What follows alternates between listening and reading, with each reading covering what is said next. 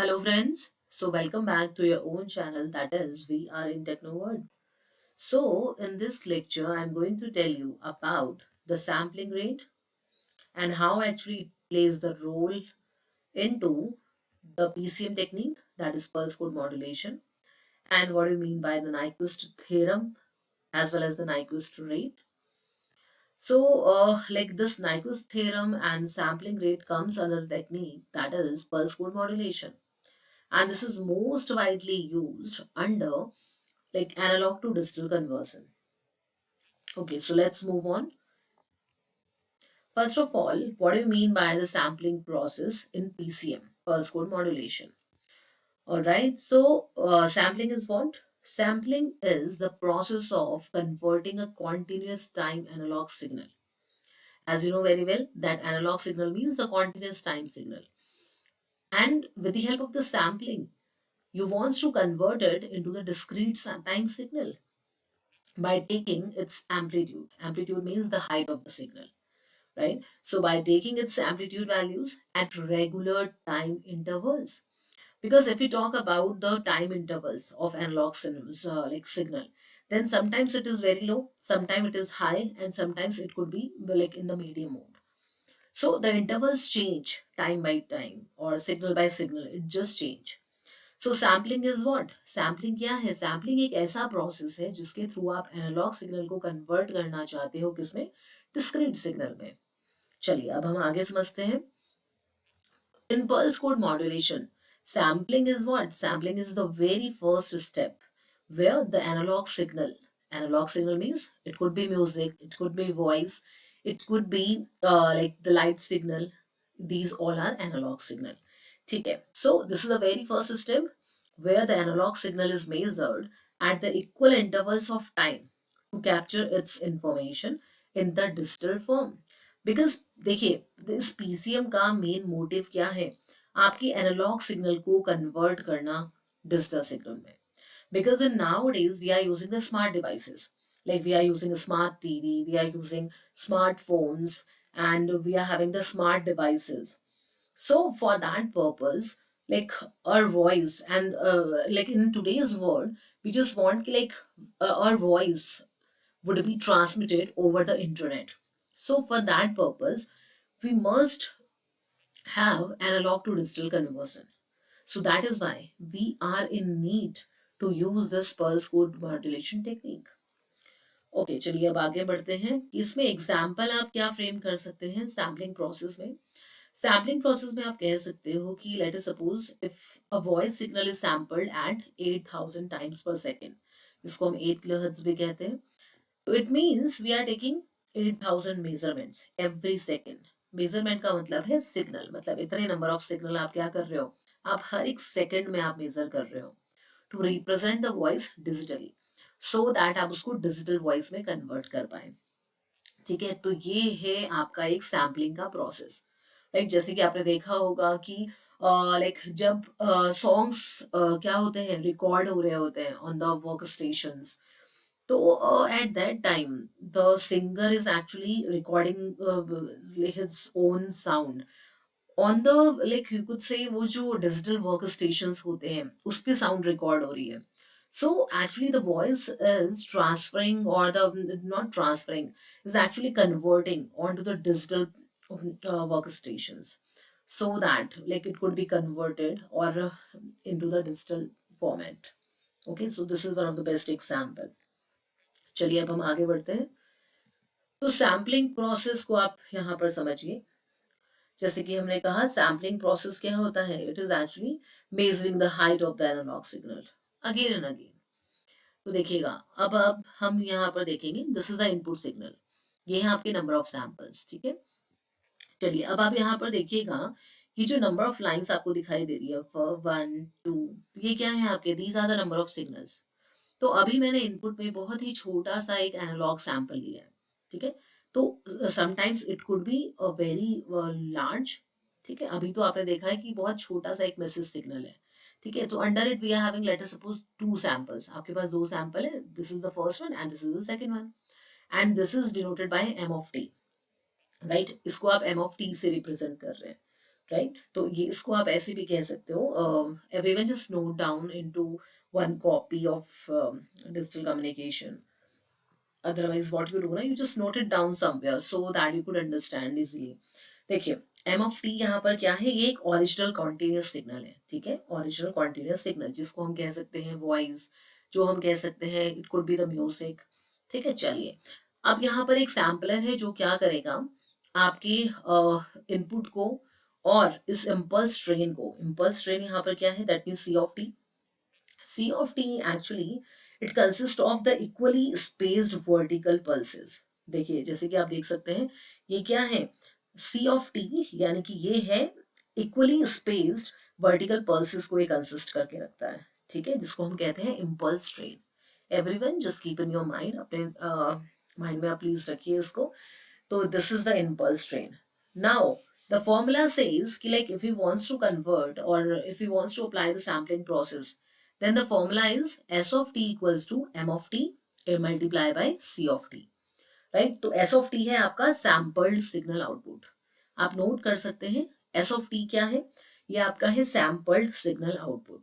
ठीक है, तो this is the final outcome कि आपने क्या किया है, आपने यहाँ पर इम्पल्स ट्रेन सिग्नल्स को इनपुट सिग्नल के साथ मिक्स करके क्या किया है, you have been converted into discrete one, ठीक है। तो ये एस ऑफ टी है आपका एक सैम्पल्ड सिग्नल, ठीक है। तो it is obtained by multiplying the message as well as the like this impulse train.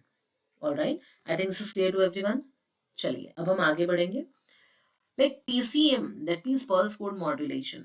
देखिए, जैसे कि भैया मैंने आपको अर्लियर स्लाइड पे समझाया है कि एस ऑफ टी, तो एस ऑफ टी आपका फाइनल आउटकम है। This is one formula of pulse code modulation में आपको जब हम सैम्पलिंग प्रोसेस की बात करते हैं, तो at that time this plays one important role, this formula, right. तो एम ऑफ टी यहाँ पर एक मैसेज सिग्नल है, एनालॉग सिग्नल है। सी ऑफ टी यहाँ पर सैम्पलिंग सिग्नल है, जिसको हम इम्पल्स ट्रेन भी कहते हैं, सो डोंट बी कंफ्यूज, आप कंफ्यूज मत होइएगा। चलिए, अब ये देखिए, इम्पल्स ट्रेन की कुछ यहाँ पर सैंपल आपको दिए गए हैं, just like the vertical intervals, और यू कुड से ये क्या है आपकी, these are the vertical pulses, ठीक है। अब एस ऑफ टी यहाँ पर क्या है, सैंपल सिग्नल। डन। चलिए, अब हम आगे बढ़ते हैं। The example of sampling process, एक न्यूमेरिकल यहाँ पर छोटा सा लेते हैं।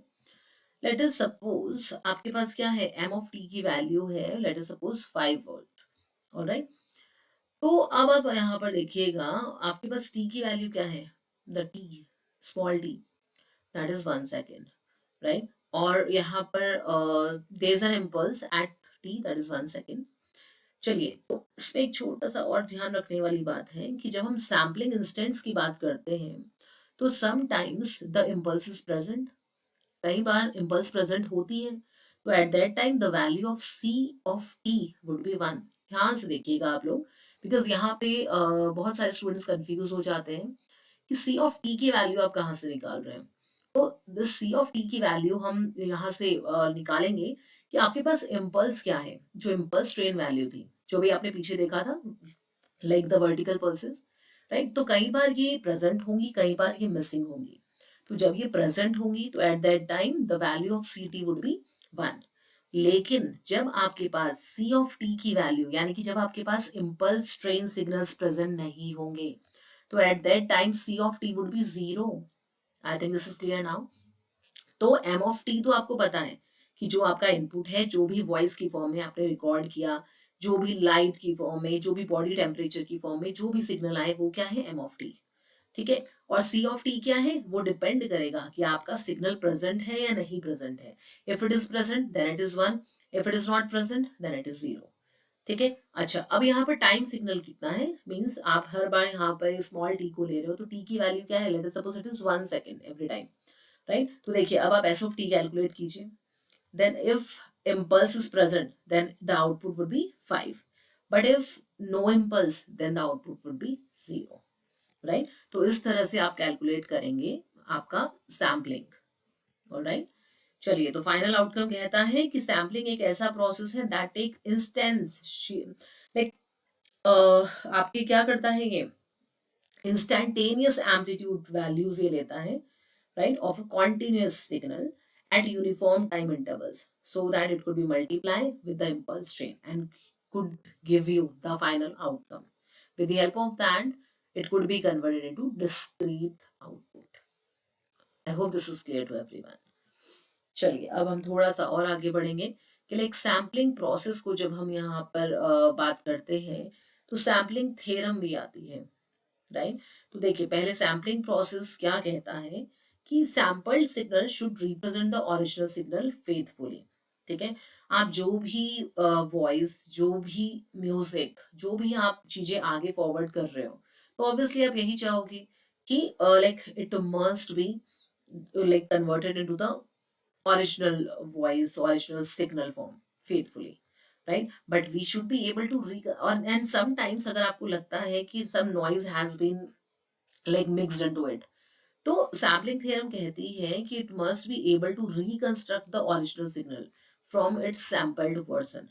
अगर कहीं पे ऐसा लगता है कि लाइक कुछ जो सैंपल्स हैं वो कहीं पर मिक्स हो गए हैं, मिस हो गए हैं, राइट? तो सैम्पलिंग प्रोसेस कहता है it must be able to reconstruct it.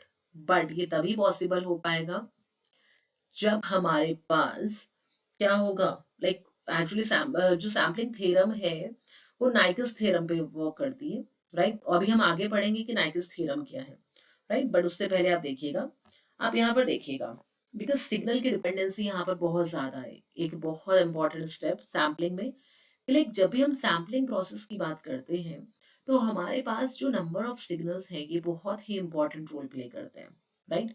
अच्छा, जस्ट सी, जस्ट लाइक ये जो आपकी ब्लू लाइन वाले जो सिग्नल्स हैं ना, इसमें आप देखिएगा, like if you just check F of M, यानी कि आपका मैसेज सिग्नल, अगर हम इस पे देखें तो how many signals you are having, 1 2 3 4 5 6, alright? Means continuous आपको क्या मिल रहे हैं, डिफरेंट नंबर ऑफ सिग्नल्स मिल रहे हैं, right? But if you would check the red one, तो देखिए रेड में देखिए आपके पास बहुत ही कम सिग्नल्स हैं, 1 2। ठीक है, इसी तरह से अब आप देखिए आपके इम्पल्स ट्रेन में जो वर्टिकल आपके पास पल्सेस हैं, यहाँ पर देखिए you are having the continuous signal 1 2 3 4, like continuous. But if you just check the red one, तो देखिए आपके पास सिग्नल कॉन्टिन्यूअस नहीं है। अब ऐसे में क्या होगा कि wherever you would apply the formula ना, तो देखिएगा आपकी जो आउटपुट सिग्नल होंगे, यहाँ पर आप आउटपुट सिग्नल चेक कीजिए, राइट? तो अगर यहाँ पर सिग्नल आपकी क्या है, कॉन्टिन्यूअस है, राइट? तो लाइक यू कुड ड्रॉ और like convert the final the same inputted like message signal, right? जो आप रिसीवर को रिसीव करना चाहते हो, राइट? लेकिन अगर आपके सिग्नल कॉन्टिन्यूअस नहीं है, तो देखिए आपके जो लाइक आपका जो आउटपुट है उसमें यहाँ पर एरर आ सकती है, मीन्स रिकंस्ट्रक्शन में कहीं ना कहीं प्रॉब्लम आएगी। ठीक है, if you wants to like आपका जो सैम्पलिंग प्रोसेस है अगर वो रिकंस्ट्रक्ट करना चाहे, राइट, तो देखिए यहाँ पर प्रॉब्लम आएगी, राइट? तो इसीलिए हम यहाँ पर कहते हैं कि सिग्नल यहाँ पर बहुत ही इंपॉर्टेंट रोल प्ले करते हैं, राइट? यहाँ पर देखिएगा, यहाँ पर सैम्पलिंग थ्योरम की हमको जरूरत क्यों पड़ती है, what is the need of sampling theorem? Because the frequency of the sampling matters a lot. ठीक है, so sampling frequency must be deal with many samples, that is why sampling theorem is required, right? हमें sampling theorem की जरूरत क्यों पड़ती है? क्योंकि हमारे पास यहाँ पर नंबर ऑफ सिग्नल्स जो है, राइट, वो हमारे पास ज्यादा से ज्यादा क्वांटिटी में होने चाहिए, then only the reconstruction is possible, that is the ultimate aim. ठीक है, तो चलिए अब हम पढ़ते हैं कि sampling theorem, sampling theorem actually आपकी नाइक्विस्ट थ्योरम पे वर्क करेगी, राइट?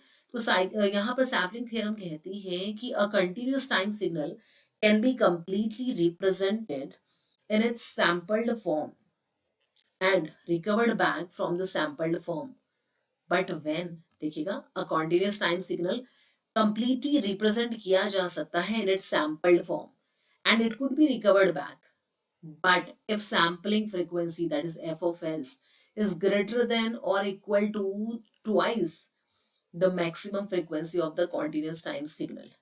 ठीक है, लेकिन कब? जब आपके पास F of S is equal to 2 into FM है, देन ओनली। ठीक है, अच्छा अब यहाँ पर सैम्पलिंग रेट क्या है, बिकॉज सैम्पलिंग रेट एक बहुत इंपॉर्टेंट रोल प्ले करेगा। तो सैम्पलिंग रेट का मतलब है द नंबर ऑफ सैंपल्स पर सेकेंड, कि एक सेकेंड में आपको कितने नंबर ऑफ सैंपल मिल रहे हैं। Alright, so this is one of the most important question देखिए सैम्पलिंग रेट ये है आपके, just like how many samples you are getting in 1 second. तो these are the sampling rates. चलिए, सैम्पलिंग थ्योरम कहती है कि आपका ये फॉर्मूला क्या होना चाहिए, यहाँ पर करेक्ट होना चाहिए, then only like the signal would be accepted.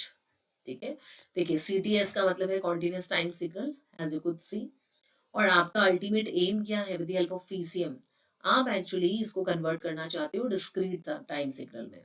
ठीक है, and after that again it would be converted into the like continuous time signal. क्योंकि अगर आपने वॉइस रिकॉर्ड की है, then somehow first of all it would be converted into digital form, so that आप smart devices में access कर पाओ, right. But वापस जब आप इसको स्मार्ट डिवाइसेस से सुनना चाहोगे, तो अगेन यू जस्ट वांट ना कि आपके पास क्या हो, कंटिन्यूअस टाइम सिग्नल्स हो। ठीक है, तो ये सब पॉसिबल कब है, व्हेन इट जस्ट प्रूव कि like F of S is greater than equals to 2 into FM। चलिए अब आपको इसको बताते हैं कि किस तरह से आप इसको प्रूव कर सकते हैं। चलिए नाउ जस्ट चेक। देखिएगा, F of S is greater than equals to 2 of FM। ठीक है, तो अगर हम इसको कन्वर्ट करें वेव फॉर्म में, राइट, ये तो आपका एनालॉग फॉर्म है, अगर हम यहाँ पर इसको चेक करें, like in case of this, ये आपकी नाइक्विस्ट थ्योरम है। चलिए वापस से हम यहाँ पर आते हैं। देखिए एफ ऑफ एस जो है आपका ओमेगा एस से हम इसको रिप्रेजेंट कर सकते हैं अगर वेव फॉर्म की बात करें, राइट। तो omega S must be equals greater than equals to 2 into omega M, right. और ओमेगा को हम 2 पाई से रिप्रेजेंट कर सकते हैं, तो 2 pi F S must be greater than equals to 2 into 2 pi FM। तो 2 पाई से 2 पाई कट हो चुका है। After that again we are getting F of S is greater than equals to 2 into FM। चलिए तो इसमें अब हम देखते हैं नाइक्विस्ट थ्योरम एक्चुअली क्या कहती है। One important consideration is like the sampling rate or the frequency is most important actually। ठीक है, यहाँ पे सैम्पलिंग रेट बहुत इंपॉर्टेंट रोल प्ले करती है। तो according to Nyquist theorem the sampling rate must be at least 2 times the highest frequency which is contained in the signal। So it is also known as the minimum sampling rate and it is represented by f of s equals to 2 into FM। तो यहाँ पर Nyquist theorem को आप ऐसे समझ सकते हैं, like आपका जो करेक्ट इक्वेशन है that is like F of S is must be greater than equals to 2 into FM, but हम एंगुलर में जब बात करेंगे तो it would be represented by omega. ठीक है, तो यहाँ पे एफ ऑफ एस क्या है, sampling frequency, F of M क्या है, maximum frequency of message signal जो भी आपने इनपुट किया था, ओमेगा एस अगेन आपका सैम्पलिंग फ्रीक्वेंसी है लेकिन एंगुलर फॉर्म में, और ओमेगा एम क्या है, मैक्सिमम एंगुलर फ्रीक्वेंसी है मैसेज सिग्नल की। ठीक है, तो don't be confuse, right, formula वही है लेकिन बस यहाँ पर रिप्रेजेंटेशन की बात है। चलिए तो अब हम इसको एग्जाम्पल से समझते हैं। देखिए नाइक्विस्ट थ्योरम क्या कहती है, आप इसको एग्जाम्पल के थ्रू समझिए। देखिए ये क्या है, आपके स्पेक्ट्रम्स। ठीक है, ये है आपके स्पेक्ट्रम्स। आप देखिएगा in the first like inputted signal you just check कि देखिए आपके पास जो स्पेक्ट्रम है, as you could see there is a very big gap in the spectrums. ठीक है, यहाँ पर आप देखिए there is a very big gap in the spectrum, so that means you could say like omega S is greater than 2 into omega M. आप कह सकते हो because there is a enough space between them. But if you change, you just check the second signal, right, आप second input signal में check कीजिए जो आपका spectrum है, इसमें there is no space, space तो नहीं है, तो that means you could say कि omega S is equals to, not greater than, it is equals to 2 into omega M. ठीक है, तो yes this signal is again accepted, right. बट अगर आप थर्ड सिग्नल को चेक करें, if you just check the spectrum of it, then the spectrums are overlapping with each other, right? So that means here the theorem is not is not proved with the help of these signals, right? Because omega s is less than 2 into omega m, so that means this signal would not be accepted. All right, so that is why we could say like if inputted signal are following the Nyquist theorem, then it is accepted to move for the next process. Otherwise, it would not be accepted for the next process, right? Because PCM कहता है आपके पास सबसे पहला जो process है that is sampling. Sampling के बाद you need to move on for quantization, right? And after that for encoding. तो सबसे पहले हम with the help of Nyquist theorem, you need to check all the signals, right? If it is correct, then only it will be move on for the next process. चलिए, तो I hope this is clear to everyone. चलिए, thank you everyone, thank you so much.